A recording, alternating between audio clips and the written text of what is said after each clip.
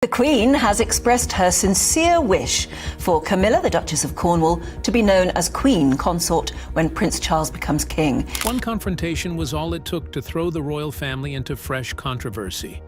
What allegedly began as a tense exchange between Queen Camilla and Princess Anne reportedly escalated so quickly that King Charles was forced to step in, leaving palace staff stunned. The incident has reignited questions about what is really happening behind palace walls and whether long-standing tensions are becoming impossible to ignore. So what really happened between Camilla and Princess Anne, and why did King Charles react so strongly? Join us as we uncover the dramatic events that have everyone talking. The confrontation that shook the palace. For years, Princess Beatrice and Princess Eugenie basically hung out in the background of the royal family, like background actors in a historical drama. They never actually had real royal jobs, and the taxpayers did not pay for their lifestyle. King Charles even stripped away their police security a while ago as part of his grand plan to slim down the family business. But at the end of the day, they were still part of the family. They still showed up for the massive Christmas dinners, and they still wore giant hats to garden parties and horse races. They stayed part of the brand, even if their actual status was completely unofficial. Starting in early 2026, the situation changed dramatically. Beatrice and Eugenie were allegedly banned from joining the rest of the royal family at Royal Ascot, meaning no carriage rides or fancy hats for them. They completely vanished from the Chelsea Flower Show, which used to be a permanent fixture on their social calendar. The sisters were also noticeably missing from the Buckingham Palace garden parties. To top it all off, when Eugenie announced her third pregnancy, the official statement skipped the usual enthusiastic mentions of the King and Camilla that royal watchers expected to see. Palace insiders pointed the finger directly at Camilla. One source told reporters that Princess Anne believed the exclusions had Camilla's fingerprints all over them, mostly because King Charles is not usually that cold on his own. Another insider claimed that Camilla basically views the entire York branch of the family as a giant stain on the monarchy. According to that source, she is actively pushing Charles and William to permanently cut ties and distance the institution from them completely. Princess Anne took the whole thing personally. Beatrice and Eugenie were her nieces, and they had not actually done anything wrong. Their father's massive scandals belonged to him, not to them. The idea of punishing and humiliating two young women for the actions of their parents went against everything Anne believed. Sources claimed she was not about to sit back and watch the drama unfold without doing something about it. She reportedly demanded a meeting with Charles to force him to reverse the snubs. Then came the alleged confrontation that allegedly set the palace on fire. At a Buckingham Palace garden party, Anne and Camilla were seen together, and insiders claimed the tension between them at the event was all anyone could talk about. According to palace sources, Anne allegedly confronted Camilla directly and spoke about her treatment of Beatrice and Eugenie, and the exchange reportedly happened in front of several members of staff. Princess Anne is famous for being blunt, but she rarely loses her cool in front of the employees. For her to openly challenge Camilla in front of witnesses is a massive escalation in a feud that both women spent years trying to hide from the public. Sources from inside the palace described the incident as one of the most awkward and uncomfortable scenes the palace staff had witnessed in recent memory. Naturally, Buckingham Palace, Clarence House, and Kensington Palace are completely ignoring all of this. The claims come from anonymous sources, and nobody has verified a single word. Still, the whole situation fits the exact pattern people have watched for decades. Anne protects the family, Camilla protects the business, and Charles is stuck right in the center. He is trying to handle his family while fighting cancer and managing an entire country. But it was what allegedly happened next that showed how far things had come and why Charles allegedly lost all control of the situation. The moment Charles lost control. King Charles spent his entire life waiting in line for a promotion he could only get when his mother died. He literally waited longer than any other heir in British history. Along the way, he survived a disastrous first marriage, the public loss of his mom, and a cancer diagnosis that surprised everyone. Through that entire mess, he kept his composure and kept the family business running, or at least he attempted to. But multiple reports show that the brutal infighting between Camilla and Anne has finally pushed him to a place he never expected to be. The problem for Charles is that both sides actually make sense. As queen, Camilla has the right to shape the monarchy. Wanting to protect the business from the York family disasters is logical. The Epstein connection, the court cases, and the public backlash are all genuine problems. Cutting ties with that disaster is a solid PR strategy. On the flip side, Princess Anne has a point too. Family is family, and kids should not have to pay for the mistakes of their parents. Freezing out two young women who did absolutely nothing wrong is just plain cruel, no matter how bad it looks in the newspapers. Insiders claim that Charles has been desperately trying to play the middle ground. The guy actually likes Beatrice and Eugenie. He even handed Beatrice a new title with a major trust shortly after her dad got stripped of his remaining royal honors. But the pressure from Camilla and William to completely cut them off has allegedly been constant. To make things even worse, Princess Anne is completely refusing to shut up about it, turning the whole situation into a ticking time bomb. The actual mess here is a total nightmare. Charles is dealing with cancer, trying to run a country, and managing a family that is broken behind closed doors. Now his wife and his sister, the two people he actually needs in his corner, are reportedly tearing him apart. Sources say Charles is completely stuck. He cannot kick his nieces to the curb without ruining his relationship with his sister, and he cannot tell his wife to back off without making the Queen look completely powerless. The British royal family has managed to outlive wars, revolutions, and public disasters that would have ruined anyone else. This current fight between Camilla and Anne is a completely different mess. This isn't a debate over royal policy. This is just pure petty history and decades of baggage. The whole feud basically traces back to a messy dating circle from the 70s that never actually ended. It is about an avoided curtsy and a piece of palace paperwork that permanently divided the house. These two women represent exactly what the monarchy needs to stay alive, but they are never going to trust each other. The irony of this entire mess is incredible. Charles spent his whole life waiting to become king. He dealt with decades of bad press, public hatred, and constant criticism. He had his first marriage fall apart on global television, buried his mother, and then had to deal with a major cancer diagnosis. Now, right when he should finally be enjoying the job he waited 70 years to get, the two most important women in his life are reportedly tearing each other to pieces. The exact family business he spent his life trying to protect is cracking right down the middle. For now, the public sees smiles and handshakes and polished appearances. But behind the palace walls, the battle continues. Anne will not stop fighting for her nieces. Camilla will not stop protecting the institution she spent decades trying to join. And Charles will remain trapped between them, the king who can control a nation, but allegedly cannot control the two women closest to him. Will this disagreement shape Charles's time as king, or can these two strong women learn to get along before it's too late? The love story that poisoned everything.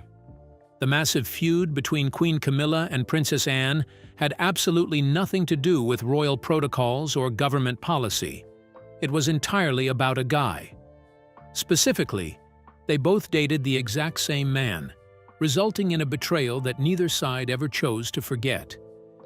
It is honestly remarkable that a family with access to global intelligence networks and centuries of historical archives is still losing its sanity over a dating pool that was completely exhausted during the Nixon administration. Back in the summer of 1970, a 19-year-old Princess Anne started dating a flashy British Army officer named Andrew Parker Bowles. He was smooth, confident, and heavily connected to the royal inner circle. His dad was literally best friends with the Queen Mother. He was the exact blueprint for the kind of guy Anne was supposed to be around, and she fell hard. They were spotted everywhere together, from polo matches to official military events. The relationship was totally real, even though the palace made it obvious that a wedding was out of the question. Andrew was Catholic, which meant the outdated Act of Settlement of 1701 made marriage pretty much impossible for the Queen's daughter. But here is where things get complicated. While Andrew was seeing Anne, a young woman named Camilla Shand was watching from the sidelines. Camilla and Andrew had been dating on and off since the late 1960s. Royal biographer Penny Junor has said that when Andrew started seeing Anne, Camilla got her revenge by starting an affair with Anne's brother, Prince Charles. It was a tangled web of romantic entanglements that would go on to shape the next 5 decades of royal history. Anne was completely devastated when Andrew dumped her in 1973 to marry Camilla. According to insiders, Anne immediately panicked, jumped straight into a classic rebound, and married Captain Mark Phillips. Unsurprisingly, that entire marriage crashed and burned into a divorce by 1992. Meanwhile, Camilla married Andrew, but she was also having a secret affair with Prince Charles. The entire setup was a chaotic, emotional disaster. Decades later, the grudges are still very much alive. Most people miss the fact that Anne and Andrew Parker Bowles actually stayed close after the breakup. They spent the next few decades bumping into each other at horse races and elite parties. Anne even showed up to the funeral of Andrew's second wife in 2010. That constant hanging out made everything incredibly uncomfortable for Camilla. The wildest part about this entire disaster is that Camilla and Anne have been stuck in the same family for decades. They smile for the cameras at state events. They stand next to each other at ceremonies. They pretend everything is completely normal, but palace staff have dropped hints for years that the hatred under the surface is practically radioactive. It is just 2 women chained together by an old hookup, forced into a family dynamic that neither one actually wanted. But if the love triangle was the spark, what happened at Charles and Camilla's wedding in 2005 was the explosion that confirmed everything. The document that split the family in 2. When Charles finally married Camilla in 2005, the palace expected everyone to treat it like a major victory. After decades of cheating scandals, public embarrassment, and the death of Princess Diana, Charles was finally locking down the woman he actually wanted. But inside the family inner circle, the vibe was completely dead. Queen Elizabeth skipped the civil ceremony entirely. Prince Philip looked like a hostage in the official photos. As for Princess Anne, she made her pure hatred known the only way royals know how, with total, cold-blooded passive aggression.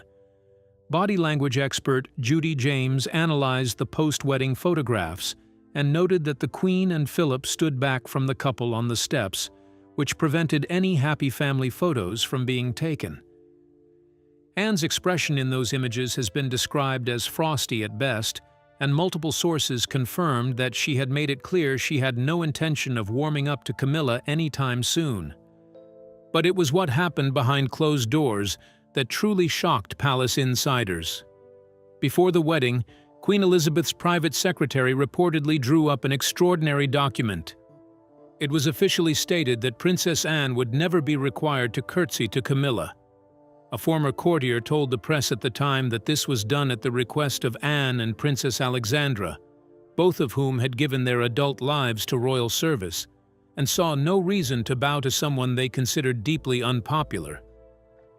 That legal document was completely unprecedented. In the entire history of the modern monarchy, nobody had ever created a loophole like that. It sent a massive, undeniable message straight to Charles and Camilla.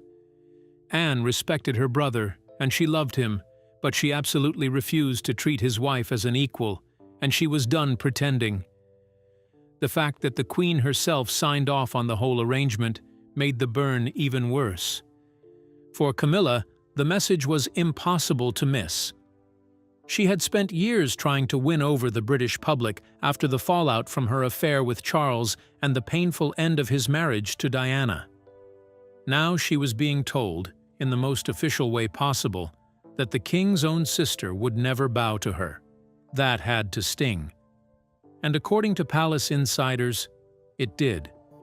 The relationship between the two women remained icy for years after the wedding, with interactions limited to what was necessary.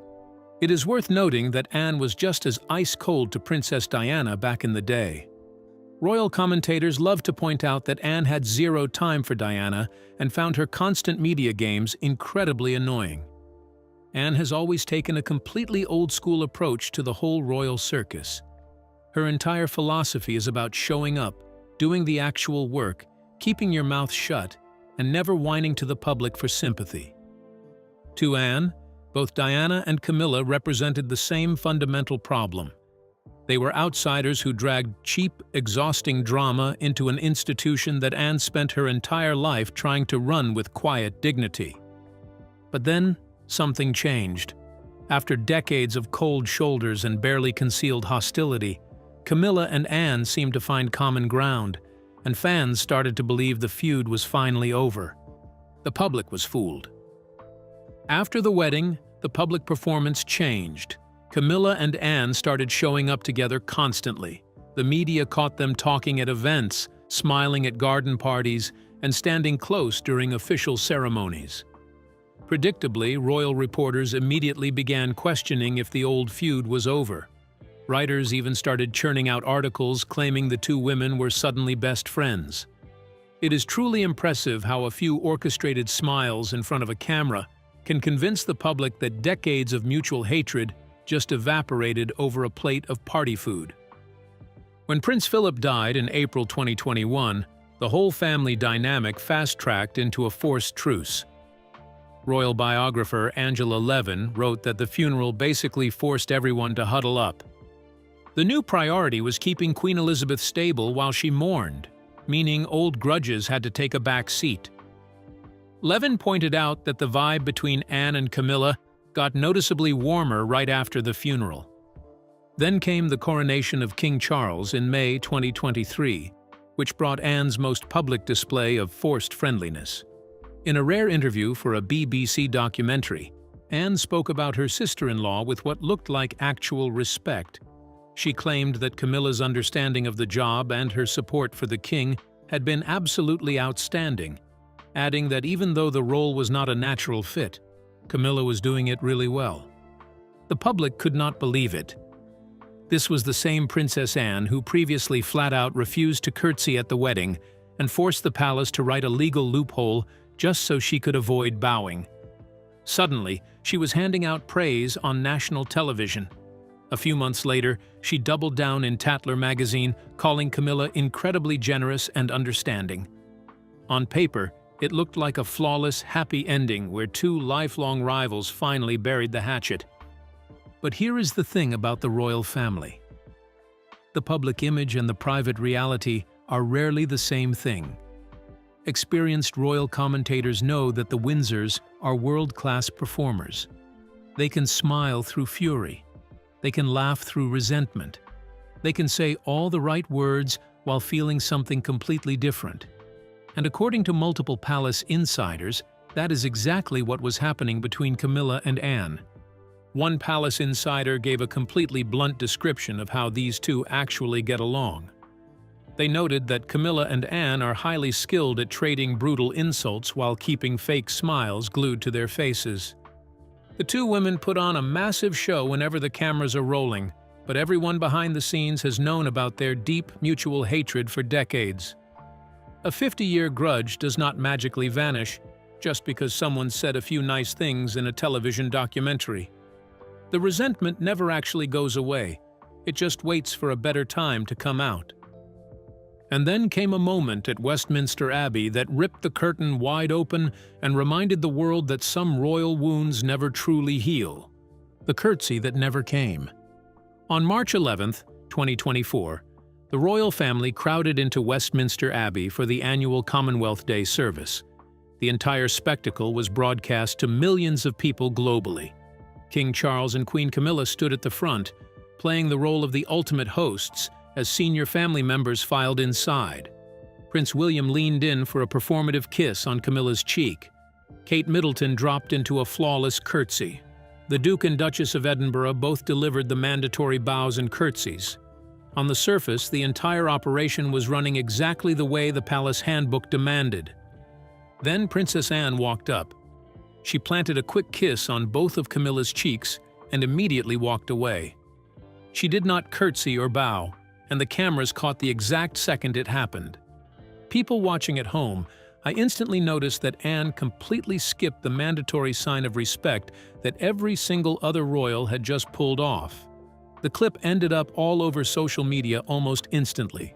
Social media absolutely blew up over the clip. People started tearing the footage apart frame by frame.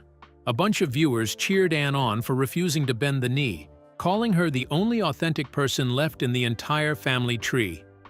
Others started arguing about the palace rulebook, questioning if a born princess is even legally required to curtsy to someone who married into the business 50 years later. Later that same year, in November 2024, the two women popped up together at the University of London for Foundation Day. Anne was serving as the Chancellor of the university, which meant she had to present Camilla with an honorary doctorate of literature. When they arrived, Camilla tried to play nice and invited Anne to enter the room ahead of her. That little move would have completely broken the official royal order of precedence. Anne just smiled, flat out refused, and forced Camilla to go in first.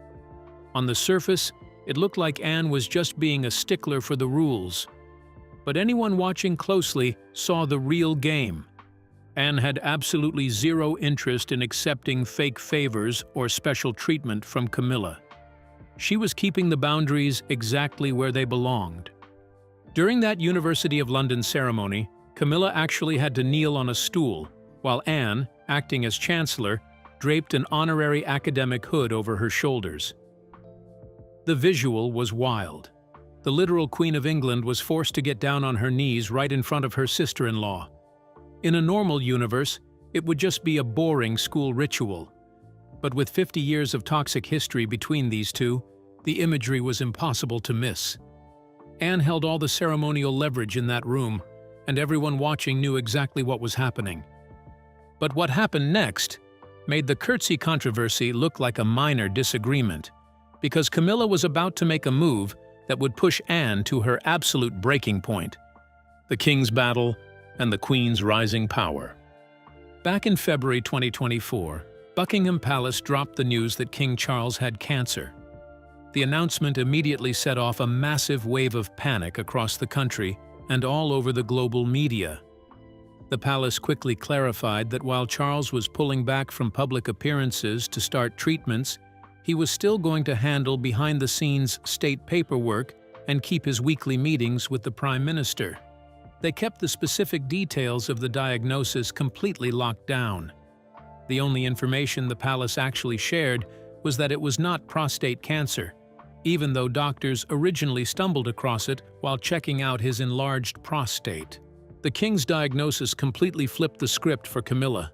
With Charles forced to step out of the spotlight, she immediately stepped into a massive, high-profile role. She suddenly started popping up at all kinds of events, filling in for Charles at functions, and essentially becoming the main public face of the entire family business.